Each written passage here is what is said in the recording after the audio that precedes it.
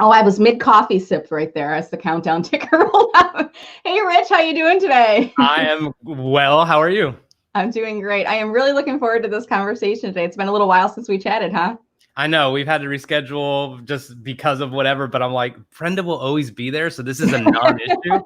But yeah, I'm so glad we finally got to do this. Well, it's funny because when you said we rescheduled, I forgot that we rescheduled this, and Yeah. this is the beauty of the COVID fog that we're all in right now. Like Yes. things kind of shift and move around, and you know what? You got to just be flexible. That's the big thing, right? Absolutely. I don't. You probably don't even know this, but I sent you a voice message at 8:45. Oh I'm like, no. my daughter's making me coffee right now. She really wants to make me coffee and get me ready for the day and all this stuff. And then I was like, I might be 2 seconds late, and then it worked out perfect. But and then I was like a minute late coming on, so I didn't even know you were late. That was the beauty of it, right? Yeah. So here we are. Here we are. Well, at any rate, I just want to say good morning to everyone who's watching us today. We are live right now on LinkedIn, Facebook, and YouTube. So if you're watching on any of those networks, please comment below so that we can know where in the world you're watching from and the fact that you're watching us, because that's the interesting thing about these video analytics, Rich, isn't it? That we can't really see the live audience. And I know you guys are excited to be watching, but it's for me, it's always a challenge. Like I want to know who's watching. So Exactly. if you give this a like, we can see you.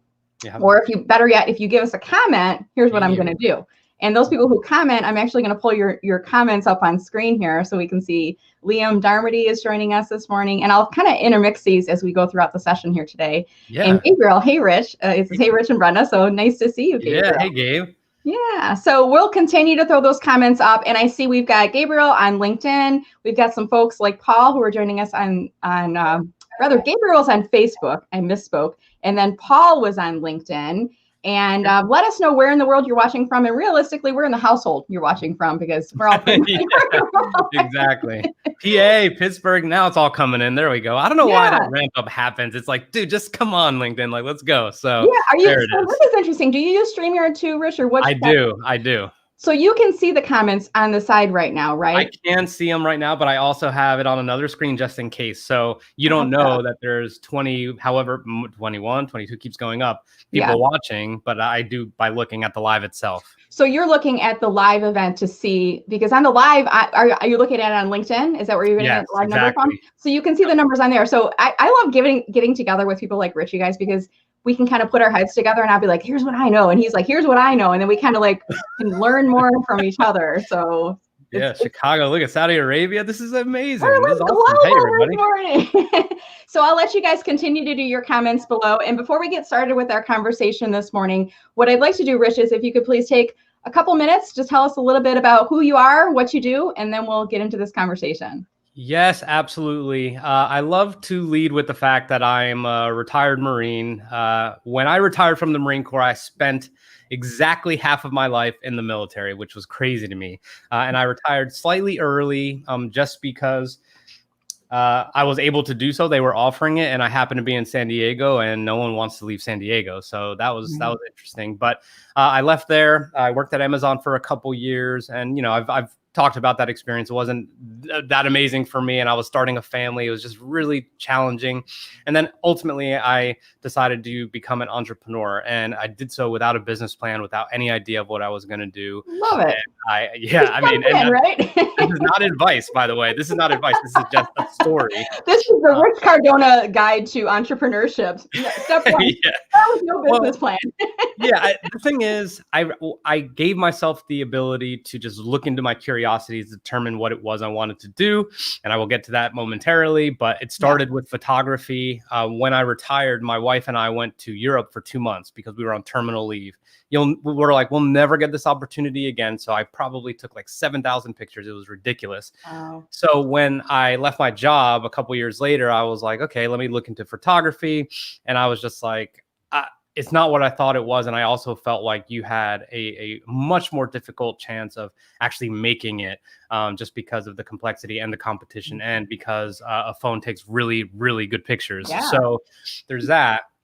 And then, obviously we know Gary Vaynerchuk, but I didn't know him until I knew Claude Silver, who I found on LinkedIn, and we connected, and she mentored me as I was kind of going through trials and tribulations at Amazon. And then after I left, I was just like, how can I repay her? Because she really I mean, it was like deeply helpful. So I was like, let me use the record button on my camera to record you, because you really need to be out there more, because you are an incredibly special person. You're unique.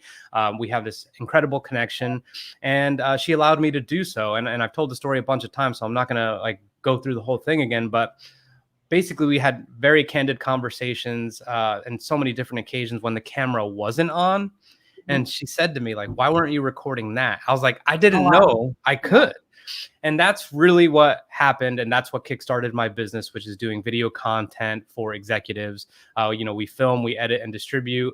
And my first client was back in March 2019. And now I think we're up to 15 and growing like rapidly. Like Eliza and I are figuring out like all the job descriptions we need to put out and everything like that. But the premise of the business is to see behind the curtain a little bit on some of the executives that we know are out there, but potentially seem unrelatable because they're incredibly busy, or just busy, just busy executives who we don't get to actually know. There's more to them than just the title and what they do on a day-to-day basis, and that's what we do. So I'm all about getting people visibility, and I'm in love with what I do. That's awesome. And Rich, so the first time, I want to tell people too, the first time I kind of learned about you, and I'm trying to remember because in my mind, it's swirled in my mind with Shay Rowbottom, and I don't remember exactly what it was. If she talked about you in a post, or if you tagged me in one of her posts, or I don't know, there was some interconnection between the three of us. And I've been like a huge fan of Shay for like the longest time. So like if Shay talks about somebody and says, this person's awesome, I'm like all over looking up that person on LinkedIn, right? So do you remember what it was? Shay and I talked. So I don't remember when I reached out. This is a really testament to her. So if this is recorded, she's going to be very, very happy about this. We'll tag her. I'll try to get on there and tag her right now in this. But she was the reason I really, really started to look at LinkedIn differently. Like I was doing what everyone does who is kind of unfamiliar with the platform. I mean, I was just kind of consuming and just connecting and putting very random, posts out there. And I saw what she was doing and I was like, what is this? And then she's the first person I ever kind of like binged on LinkedIn. So I always make it a point for anyone that inspires me, no matter what level they're at, like whether it's, Jimmy Fallon, Shay Rowbottom, or Gary Vee, like I will find a way to connect with them. And I just connected with her and I kind of got to know her a little bit. And then I actually hired her for some consulting for a brief time. And then we ended up talking about you at one point. And I was just like, how am I not connected with her? Like I see the rock star list, I see all these things. And then there we had it. And then we connected. And I mean.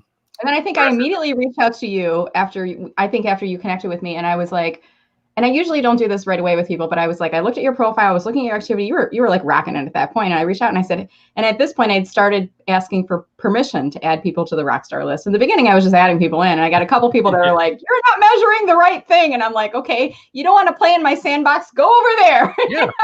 But then I started, out of respect for people, I reached out and I said, hey, is it okay if I add you in? And people were flattered by that. And then they kind of knew that to look for it. So you were one of the first people, I think it was like after, I think we jumped on a call and I said, can you give me a couple of YouTube tips? And I'd like to add you to the rockstar list. And we had a great conversation. And I guess the rest is history. We've been following each other since. I was deeply flattered. I was like, this is awesome. And I mean, that is how it works, right? Like that is exactly how LinkedIn is supposed to work. Like, oh, I know someone who I appreciate. We connect. We talk about someone. I'm like, who's that? So I could connect with you through that person. And next thing you know, now we're all connected. There's Marsha, Gabe, Deborah, Muhammad. I mean, it's just like ridiculous. So this is exactly how it is. And I love it.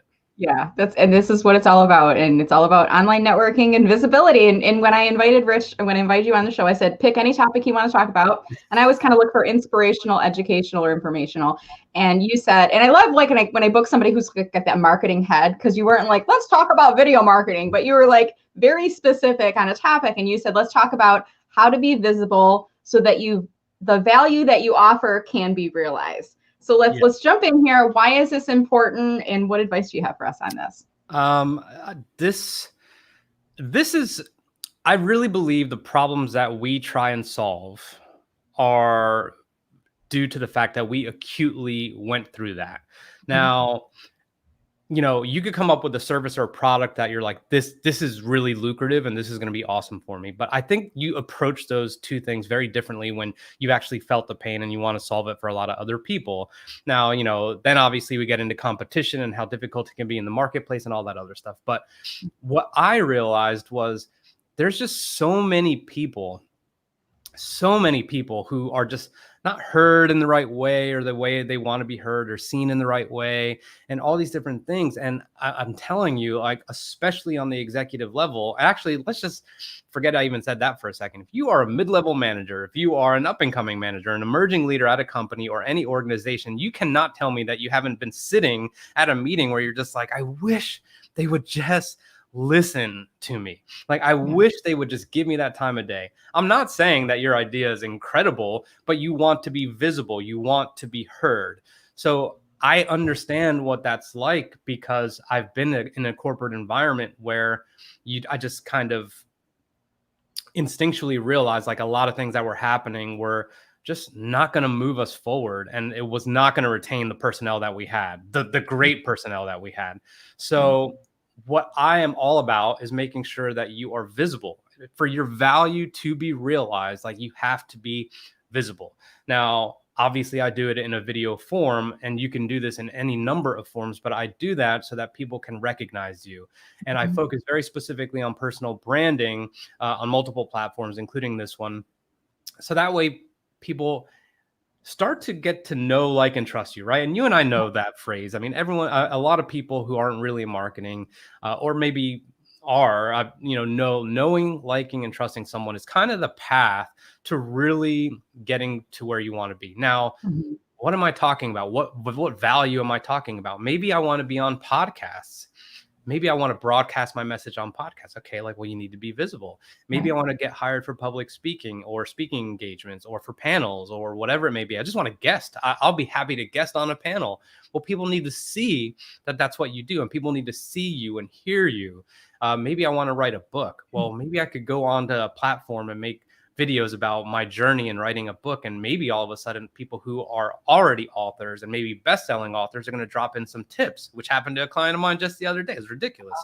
So these are the things. So visibility to me is important, but besides the mechanisms, it has to be a conscious decision to kind of unwrap yourself. And a lot of people have difficulty doing so. And you're in marketing, I'm in marketing. I mean, it's not always easy to get out of kind of presentation mode. Like at Rich Cardona Media, what we do is we film, edit, and distribute content so that you can whatever. That's not how it should be. Marketing speak, it's accurate, right? It is. But I mean, yes, like the value prop is there. Okay, maybe I had a really good hook. Then I have a CTA or call to action at the end, but that's not how people operate. So one thing that I talk to about when I have organizations that approach me where they're like, I think we want multiple people to be part of this, is they initially come to me talking about their messaging for the organization. And we look at their messaging. I'm like, you're getting no traction. And on this platform and many platforms, I really do think personal pages are what has a lot more kind of potential for the organic reach is insane. So I say, the people in your organization are far more interesting than the organization. That's just the way it is. Right? What's that? Kind of like saying your baby's ugly. And it's just, but think about it, like, and especially on a platform like LinkedIn, with all the recruiters, hiring managers, leaders, aspiring or job seekers, everyone always says the most valuable asset are people, not the software, not the hardware, not the product, not the service.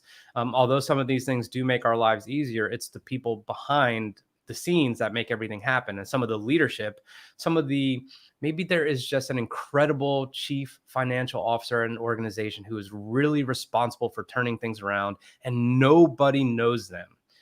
So if you are able to brand the people within your organization, or if you are a solopreneur or whatever it may be, if you're able to brand yourself effectively by showing up and offering value, which will help people realize what you have to offer, then that says a lot about the company you keep. And that says a lot about the people within your organization. So that's really the driver for me, is to help people get visible so that way people can realize the value. I mean, it's that simple. I feel like that almost sounds too simple, Yeah. but that's what it is.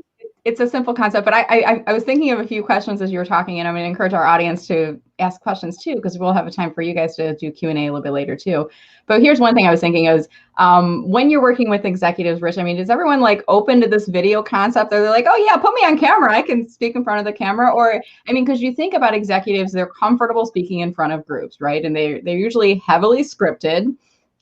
They've got a crew of people that are thinking about the key messages and helping them to think about the blind spots and where is the company going and all these other, and they practice and prepare and they deliver to their shareholders or to their employees or to their customers. But now you're going to put me in front of a camera, right? So that should be just as easy, right? And they're like, yeah, sign me up, right? It's really, really interesting how it changes, because I have a client right now who is an amazing speaker and an amazing leader, and people admire them. Like, I mean, it's amazing. And the first time we worked together, it was just like, what is happening right now? Like, what's going on?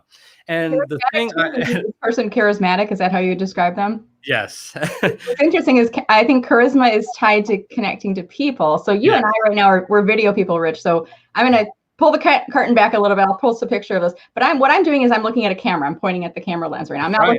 I'm not looking at Rich's eyes. I'm not looking at you guys because I can't see, but I'm waving at you guys right now. Correct. And it's really hard to convert from engaging with people when you're looking at eyeballs. That allows your charisma to come out, right? But when you're looking at a camera, it's like, whoa, it's like a huge mind shift, right? I agree. So this is me talking to you, but this is where you actually are right here. Yeah. And it's the same thing. And there's two things I could talk about with that. And one is it's not difficult for them to talk to people as a leader. Like, there is a natural kind of authoritative piece that comes with it where they know people will listen to an extent.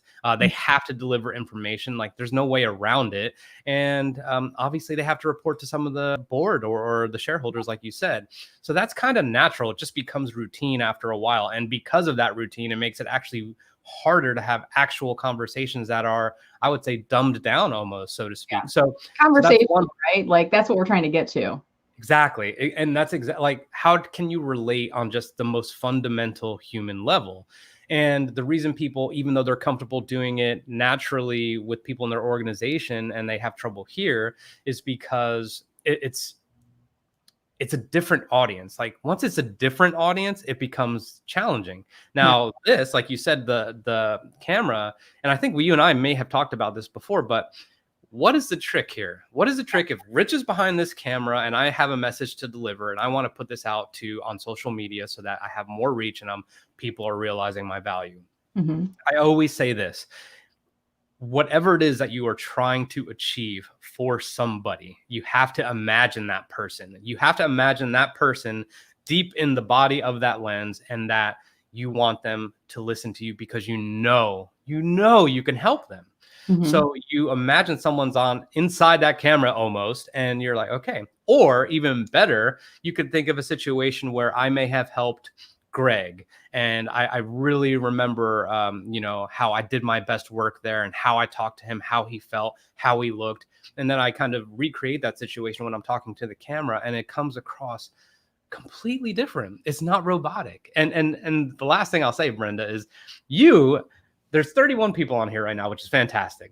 But a lot of people put a video out on LinkedIn and they think millions of people are going to see it as if they're like, center stage at Madison Square Garden or something. Like, that's not the case. If you really, really focus on just helping one person, then all of a sudden that one person multiplies, right? As long as you show up often. Yeah. Yeah, that's a good point. And sometimes when I get people on video, like even like when I'm booking them for the show, they're like, well, how many people are going to be watching? And it's a little bit, they get that live, it's kind of like being on live TV, the world is going to be watching. And I'm like, it's kind of like being on Good Morning America and the people with the signs in the background, hi mom, happy birthday, whatever. And I'm like, well, there's the potential. Anybody could see this. And yes, this is live. And there's actually a little bit of a delay. I don't know if I've actually ever counted it off. I want to say it's about 20 seconds, not quite 30 seconds of a delay. You gave me that tip. You're like, don't cut off right away at the end of your live.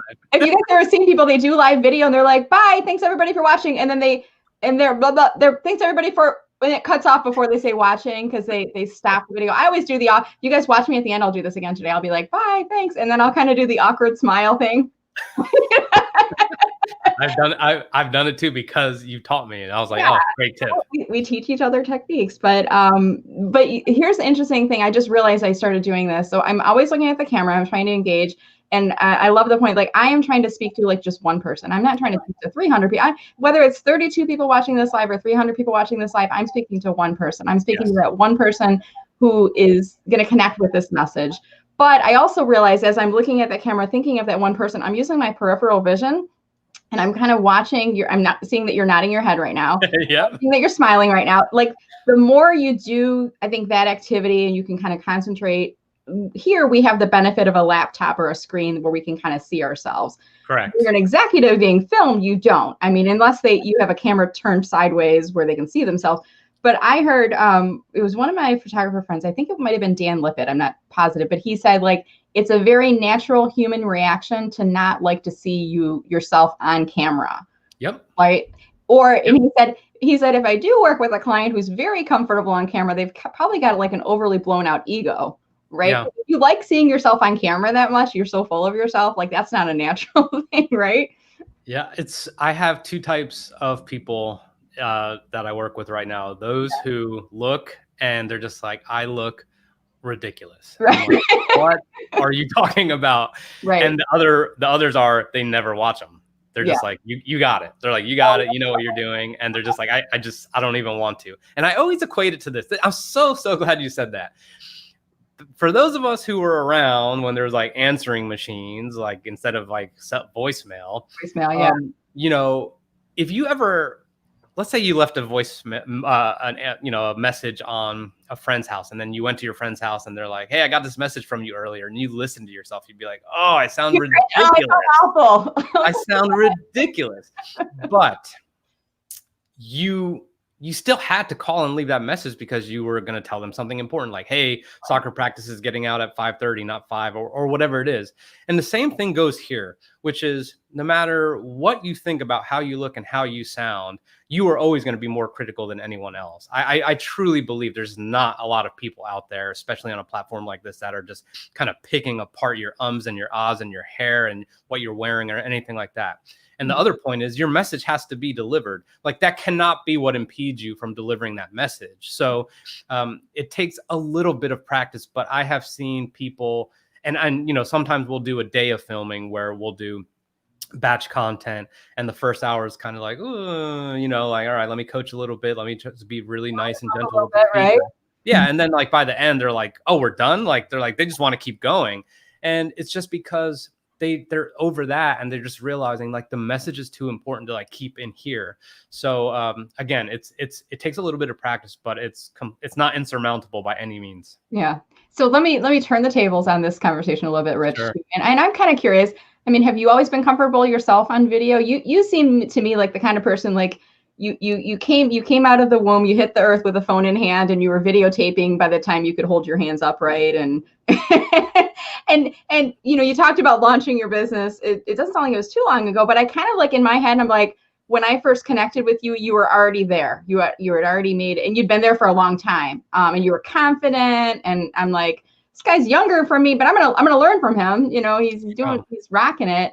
I just get this feeling of confidence from you, but not like overly cocky, but it's just in a way that it's almost like approachable, the information you share. So have you always been good on video, or how did this develop? No, like not at all. Like I had no reason to be on video when I was in the Marine Corps, and then I had no reason to be on video when I was at Amazon, and then I started the business. But I'll tell you what switched it for me. The first time I ever met Gary Vaynerchuk, I flew to I was still working at Amazon. I need to see this guy. I was like, I need to see him. So I'm like, I need to see what the hype is. And I'm like, I'm going to this conference in California. I was in Austin at the time. So I go to this conference and I had this desire to have this show about veterans transitioning out of their military service members transitioning, or veterans who've already transitioned. So I wanted to kind of do this show.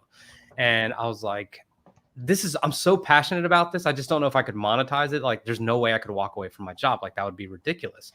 So I go to this conference and it's all real estate professionals and everyone's wearing a suit. And this is like a few years ago or 2 or 3 years ago. And there's people following each other around with cameras, like the way D-Rock does with Gary Vee. And I'm like, what is happening right now? Like, I am a fish out of water. Like, I don't know anything about real estate. I don't care about any of these topics. I'm here to see one person.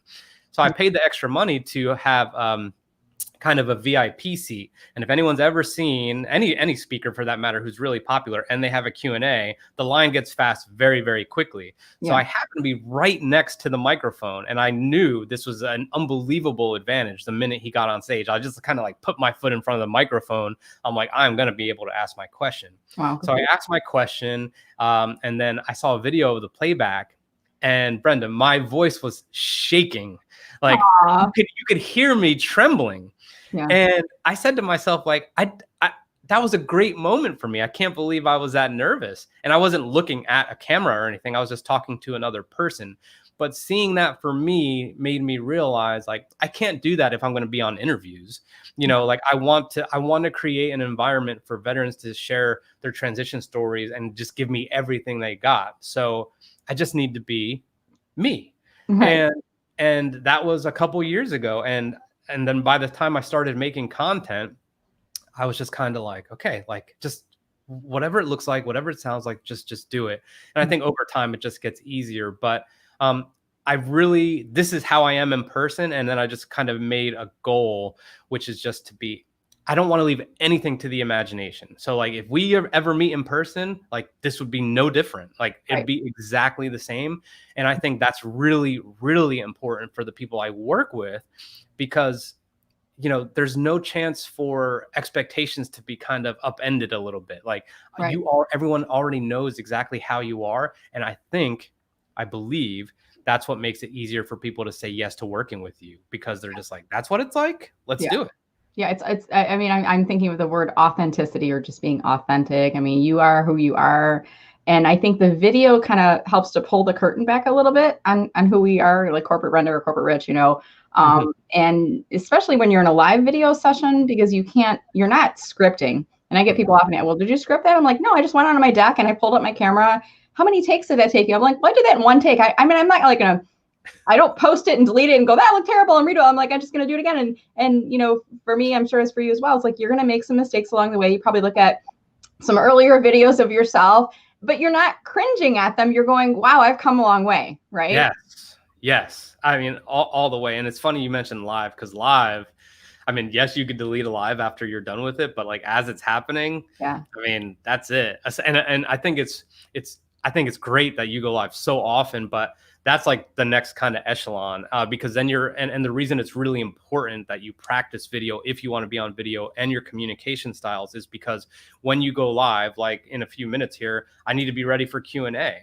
Like that's the ultimate test. Like, do I know my subject matter? Am I able to think on the spot? And as time goes on, I've realized, like, I don't think there's anything I can't answer. And if I don't know the answer, then I'm not even going to remotely try and say something intelligent about it. If I don't, I'd rather just admit it. But live is really, I think, the kind of when you know you've kind of arrived a little bit, because you can engage with your community and have access to you real time. And that's what people want. Yeah, that's a good point. And I think live does two things too, is once somebody invites you to go live, or you do live yourself, you've made it. You're at a level. And sometimes I ask people to be on LinkedIn Live with me, and they're like, I could never do that. And I'm like, I asked you to be on, so I know you could do it. So, you know, then we have a little bit of like, I pull them off the ledge. I'm like, you're okay. Yes. Let's talk about what we could talk about. Let's talk about the format. And then they hear, you know, I usually go about 45 minutes in total. I'm like, they're like, oh, you're going to have like, I have to talk for 45 minutes. What am I going to talk? I'm like, no, you'll talk for like maybe 10 or like kind of like what we're doing. I'm like, you'll talk for like maybe 5 or 10 or 15 minutes. And then I'll start to ask questions. I will make this. I'm like the cake decorator that like puts all the frosting in between the uneven layers, and it's going to look like a work of art when we get done with this thing. And they're like, okay, let's try this.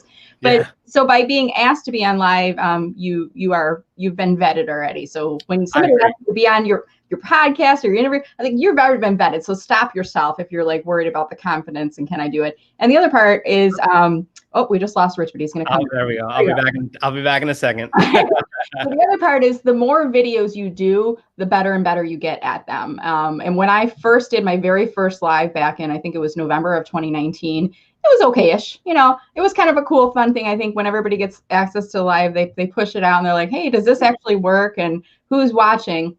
And I think in that first live video, I had 100 people live in the very first session. And I think there's something with the algorithm where when it's pushed out live the first time, you do get maybe higher viewership, because I think LinkedIn's giving you a little bit more in there. Yeah. Rick, you probably know this. We're losing your connection. Why don't you try to drop out completely and then rejoin? Yes. And I'll just vamp while you're doing that. Maybe all right. I'll be right back. We can talk about Rich while he's not listening. So while we're waiting on that, again, I've been doing this live thing, and Rich mentioned I've been doing this often. In the beginning, I was doing it like once a month, twice a month. It was me talking. And I had a couple topics, and I had like slides and stuff that I would bring up, or notes or things like that. And then over time, I started interviewing people. And then this COVID thing hit, and everybody's business came to a grinding halt. And the economy started happening with, jobs being lost, and, things were kind of crazy. And my business kind of paused a lot. And I'm like, well, what can I do while we're waiting for things to come back? Because we all know things are going to return at some point. We thought in the beginning it was going to be 3 or 4 weeks, and here we are. What are we into? Month 6, 7, 8, 9? I don't know, losing track at this point. But we know things are going to come back. So I started kind of reaching out to people in my network, tapping them on the shoulder and saying, hey, do you want to come onto a LinkedIn Live with me? And in the beginning of COVID, I think I was going live 4 or 5 times a week. So I would book a guest every day of the week and different times of the day, based on their availability. And I always would pick people who could fall into one of 3 categories: informing, inspiring, or educating, which is a lot of the things I do on LinkedIn as well. So they would pick the topic, and I would kind of screen people in and out based on who I thought would be good on the show. And I was doing them 4 or 5 times a week. And I got really, really good at live video by doing that. And that's part of the reason I keep going. But it's also a lot of work, because I do the back end production, sending out emails and merchandising the videos. So I started reducing the frequency, and now I'm going down to about 2 times a week with guests. At some point in the future, I'm probably going to start to go live once a week by just myself. So I'll have like a designated topic that I'll be introducing with that. But continuing to go with live video is important to me, because I'm always learning new skills. And also, StreamYard, which is what I use for pushing these out, is always adding in new features. So about a month ago, they added the ability to add up to 10 guests coming into a live session. So I had like a job seeker group, and I said, hey, I'd like to get 9 of you to come into my live with me. And it was like on the spot. And I gave them a link as soon as we finished our VIP call on a Friday, and they came on with me afterwards, and I tested it out, and it worked out really well. And then as StreamYard adds in new features, I test them out too. So, but you guys see how I have not been ruffled by the fact that my guest has gone off of the show. Like, I'm like, it's all good. You know why? 2 reasons I know why. One is I'm in control of the situation, and, we make the best with what we have. We can't always control technology, nor can we control life, right? But we can control our reaction to it. Look at me. Do I look like I'm nervous at all? I'm not nervous. I know Rich will come back. And if Rich can't come back, then I'll book him for a part 2 interview sometime, and we'll have the continued Q&A. Okay.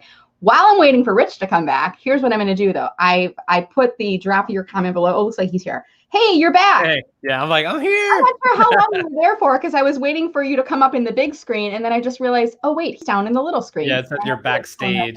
I was backstage listening, but yes, it was super smooth. Could you hear me not panicking? Absolutely. I was like, that's a pro. That's a complete pro move. Like, I mean, can you talk without anyone else? Yes, easy. So, yeah, sorry everybody, but thank you.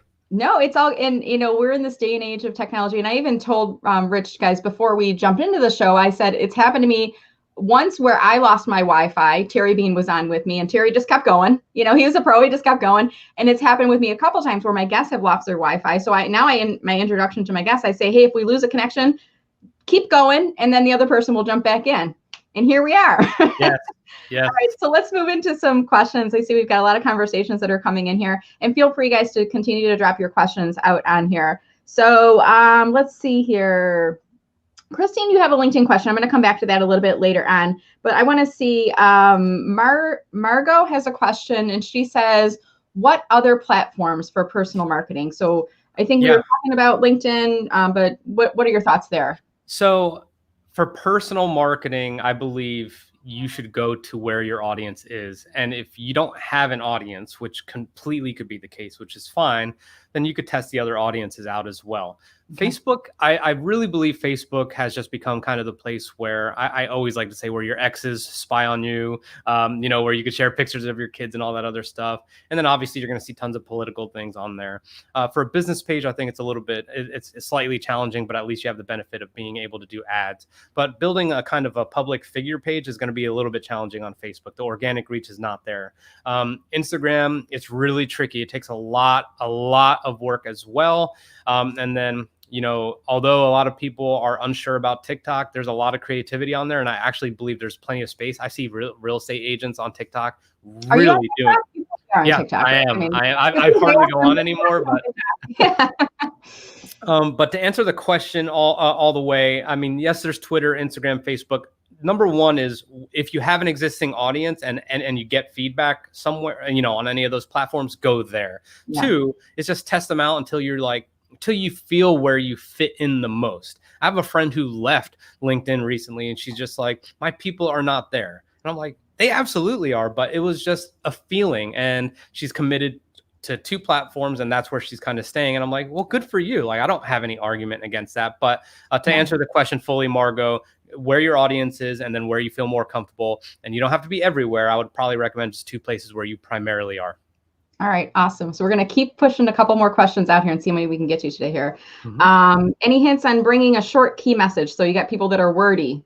Yes. How do you make it more succinct? How do you coach them? Short and choppy is absolutely, and I know you see it, is trending on LinkedIn pretty well. You can do a text only post. So you just need to make sure you have a couple things here. A really good headline. So you want a hook. And I don't mean clickbait. I just mean a hook. Like the goal of the first sentence should be to make someone read the second sentence, right? So what is it that someone's going to commit the time, even if it's less than a minute, to read what you have to write? So you want a hook, and then you probably want to solve a kind of problem, right? I hate to say that because you hear it all the time, but you hear it all the time because it's the truth. Point out something that may exist in some of your targeted audience's lives. So for me, it might be something along the lines of, you just don't have time to learn how to film yourself, and for the editing and for the distribution. I used to do it and I understand how time consuming it is. I'm typing this, just imagine I'm typing this until I did XYZ, and that solved that. So solve a problem in whatever it is your area is. And then lastly, have a call to action. And this is something Shay's really big on. People do what you tell them to do. And, that's a funny way to put it, but you definitely won't get if you don't ask. Meaning, like, can I have your input? What are your thoughts on this? And you could tag a few people or whatever it may be. So short, choppy copy is actually incredibly effective because you don't want the people consuming your content to have to think a lot. That's another reason I do video, is because they could just watch and hear and read the captions, then it's over. But if it's a long article or this or that, or I have to kind of really in a roundabout way get to my point, that's not necessarily a good audience experience. So short, choppy copy, it works really well. I like the short, choppy copy. I usually say snort. Oh, it's not snort. Hello. Short, snackable chunks of copy. Totally. Condensed, I guess it would be snort, but short, snackable chunks of copy. So it's kind of like you want little bits and pieces. You don't want to read like a novel, and same thing in video messages. And sometimes I kind of say a short message. This is an example of a short message. Yeah. This is an example of a really long message. I woke up this day, I walked out, so you kind of like show them examples. Absolutely. Another question, this is kind of still along the same topic of video tips. So he had to do a welcome message for himself. And he said, really nerve-wracking to do. And it's weird to see yourself. Any tips for David here? Put yourself in their shoes. If you are a new member to that organization, what do you want to hear? Do you want to hear like, hey, here's our mission, here's our mission, vision, and values? Do you want to hear you're really going to love working here? Or do you want to hear like what it's actually like? So David, you have a great opportunity, because I think the minute someone enters a new organization or a new company, like you have, I think, one really good shot to kind of emphasize what the culture is going to be like and what the experience is going to be like as well. So use that opportunity to put yourself in their shoes and think about what you would want to hear. And I don't mean what you know, but what would you want to hear that would kind of make you a little bit at ease and really motivated that like, this is a really great opportunity and I'm going to go after it right away. Second thing you could do is that message that you made, I would go to those new members, anyone who you know may have seen it, and literally ask feedback. Brenda said it right before we started, like, give me any feedback if you have any. She's given me feedback before I didn't even ask for, and it was really good feedback. Feedback is a gift. So don't be afraid to get the feedback so that way you know your message could be a little bit tighter next time. Awesome. And anytime I hear the phrase now, you've got one shot, I think of Hamilton. Was that like a little not my obsession ended I was like dancing in my head. Yep, exactly. So awesome movie. All right, guys. So I want to be respectful of Rich's time and for all of you who are watching here today as well. We're going to start to kind of wrap up the conversation here today. While we do that, Rich, I want to pull up your LinkedIn URL up on screen here. So I'm going to try to load it in the background here. And while I'm doing that, are you open to connecting with folks on LinkedIn who reach out to you? Maybe folks that saw you on the interview today. Are you open to those new invitations? I absolutely am. So please connect with me. I love making new connections all the time. And if you have any deeper questions that weren't able to be asked, or if you had any surface questions that weren't able to be asked while on the live, definitely just message me and say, hey, I was on the live this morning with Brenda. I had a question. I will make it a priority absolutely to get to you right away. Awesome. And I love this other site. I'm going to load it in the background here. And while I'm doing that loading in the background, I want to remind you guys that if you do invite Rich to connect, make sure you include a personal note and tell him that you saw him on the live video today. You'll get a better reaction when you include that personal note. So I love this, Rich. So I'm pulling up your website right now, and you're probably like, oh, why are you showing my website? Because it's in, but I have to, because it's genuine and it's authentic, the language that you have on here. Excuse us while we are redesigning our website. And I'm like, it's creating a little bit of that. I want to see what's behind the curtain. It's kind of like when you walk up to a storefront and there's like cardboard and it says new store opening soon, and you're like, what is behind there? I want to see what's going to happen on there.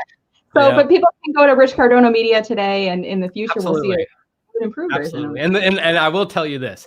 I know we talked about it, but the reason it's getting redone is because we just have different offers now, and things have just really, really picked up. So we want to be just really, again, no surprises. We just want to be, I don't want anyone to ever have to guess. I try to eliminate as many questions as possible on the front side.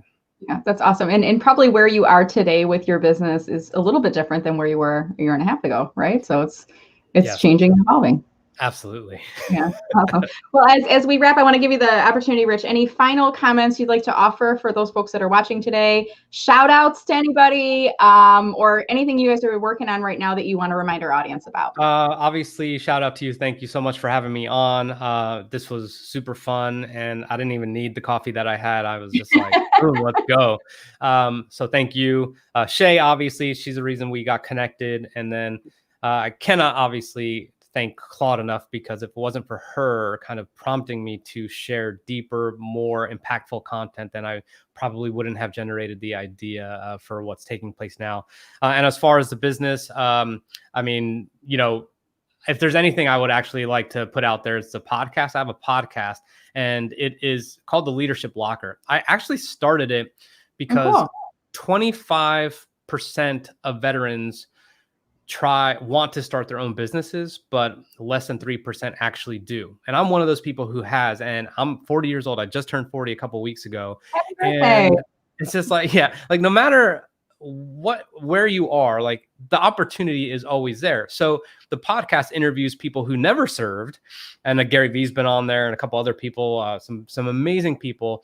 And I now realize that all of it applies to small business owners or anyone looking for marketing tips or storytelling tips or negotiating tips. I mean, that's really where my heart is right now. It doesn't generate revenue, and that's how I know it's a great thing to do, because I just love to do it, because I know there's so much good information out there. So if you ever want to check it out, is that like on what's the name of it again? And The Leadership Locker.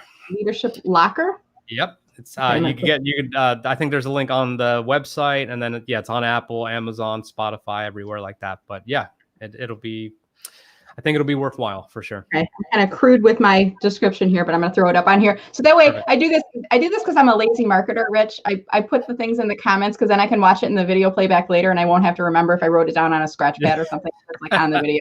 So it's a little bit of my. You are not a lazy marketer. I have to end with that. This is my one tip for everybody. And you are not a lazy marketer, because you said anytime StreamYard comes out with new things, I'm always testing it. Great marketers, what I've learned and what I've seen is are always experimenting. And that is exactly how you can be with your personal brand and with video, and seeing what works, what feels comfortable, what doesn't work, what resonates with people, and you will be on your way. I promise you, it is not the incredible uphill battle that you think it is. And once you're there and you start connecting with your audience, you're going to be very happy you did. Awesome. Well, on that note, Rich, thank you so much. This was just such a delight talking to you today. I was so looking forward to this interview, and I'm really glad we had the chance to chat today. Thank you so much. Bye, everybody. All right, guys, have a great day. And 2 final things I'll leave you with before we wrap here today, because we're talking about call to action. I always do call to actions in my videos.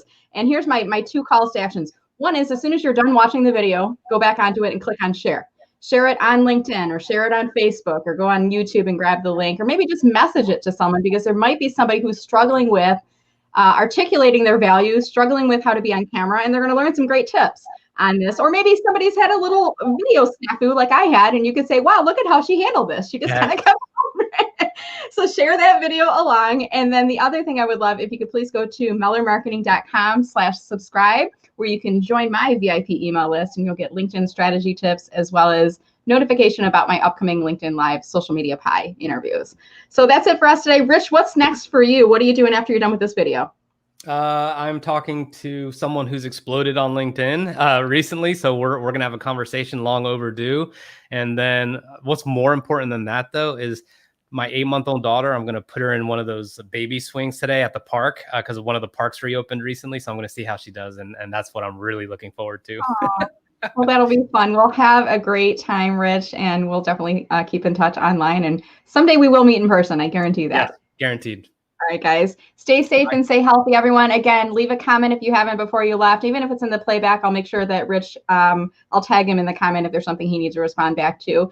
And I'll see you guys later on LinkedIn. Have a wonderful day. Thank you.